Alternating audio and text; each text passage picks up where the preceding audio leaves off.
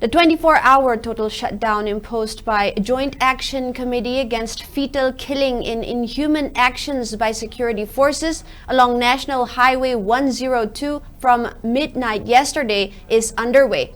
The shutdown has been imposed against the alleged firing of tear gas and mock bombs in the residential area of Kakwa Naurem Laikai in Imphal West District, which reportedly led to the death of a 9-month-old fetus in the womb of Naurem Sanjita'. The shutdown will not affect hospitals, religious ceremony, and other emergency services. Residents of Kakwa blocked the passage along the highway stretch Imphal More Road. There have been no reports of untoward incidents till the time of filing this report, while the security forces are also keeping close vigil to prevent any escalation.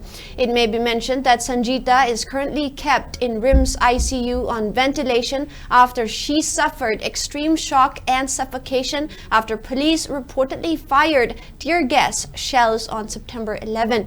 The stillborn baby was removed from her womb yesterday and placed at the gate of Singjamay Police Station at Kakwa by the aggrieved residents. The police have also retained custody of the stillborn baby.